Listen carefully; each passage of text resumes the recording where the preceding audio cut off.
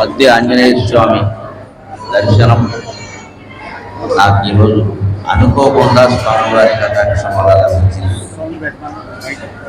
ఈ స్వామి ప్రత్యేకమైన రూపంతో వెలసిల్లుతున్నాడు. మీరు అందరూ గమనించండి. మద్ది చెట్టులో సహజంగా వెలసినటువంటి స్వామి. చెట్టులో వెలవడంలో స్వామి ఉద్దేశం ఏమిటంటే, ఎండిపోయిన చెట్టు కూడా వందల పక్షులకు ఆశ్రయిస్తుంది. మీరు లోకంలో గమనించండి. ఎండిపోయిన చెట్టు కూడా శిశిర ఋతువులో అన్ని ఆకులు రాలిపోయి ఇంకా మూడైపోయింది ఈ చెట్టు అనుకుంటే, ఆ చెట్టు మీద ఆకుల సంఖ్యతో సమానంగా పక్షులు ఉన్నాయి. ఇక చిగురించి ఫలించేటువంటి చెట్టు ఎంతమందికి ఆశ్రయిస్తుందో తెలియదు.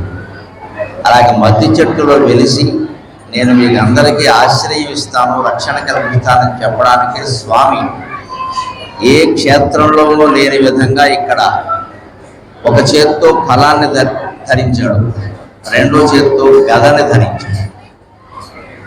ఫలం అంటే చెట్టు పండు అని ఒక అర్థం అయితే, మీరు ఏం కోరుకున్నా నాకు చెబితే అది ఫలిస్తుంది అని ఇంకొక అర్థం. మన ఆవేదనలు, మన సమస్యలు, మన కోరికలు స్వామి ముందు చెబితే అవి తీరతాయి. అవి మనకి ధర్మఫలాన్ని ఇస్తాయి ఖచ్చితంగా. రెండవది, ఆ కోరికలు కోరేటప్పుడు, ఆ ఫలం మన అనుగ్రహించేటప్పుడు మనస్సు పక్కదారి పట్టకుండా ఉండాలి అంటే కాస్త గద అనేటువంటి ఆయుధాన్ని ఆయన ధరించిన దాన్ని మనం చూడాలి. ఆంజనేయ స్వామి ఎంత శక్తిమంతుడో అంత ధర్మానురక్తి కలిగిన వాడు. ఆయన మానవుల్ని రక్షిస్తాడు, దేవతల్ని రక్షిస్తాడు, కానీ రాక్షసుల్ని భయంకరంగా శిక్షిస్తాడు. అందుకని మన జీవితంలో ఒక మంచి ఫలాలను ఇవ్వడమే కాకుండా మనకి రక్షణ కల్పించడానికి రాక్షస ప్రవృత్తుల నుంచి కలియుగంలో వ్యక్తమవుతున్న అనేక రకాల దుర్మార్గాలు, దౌర్జన్యాలు, సైబర్ నేరాలు, అనేక రకాల వాటి నుంచి మనకి రక్షణ కలిగించడానికి ఆయన గదని ధరించాడు.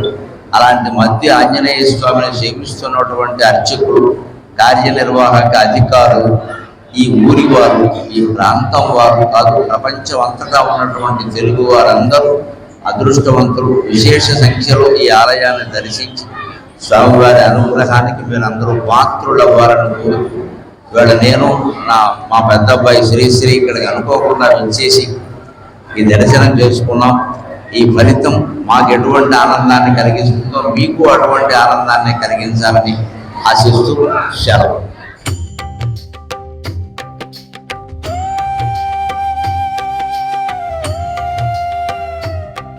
మీ గోదావరి ఛానల్ను సబ్స్క్రైబ్ చేయండి, లైక్ చేయండి, షేర్ చేయండి.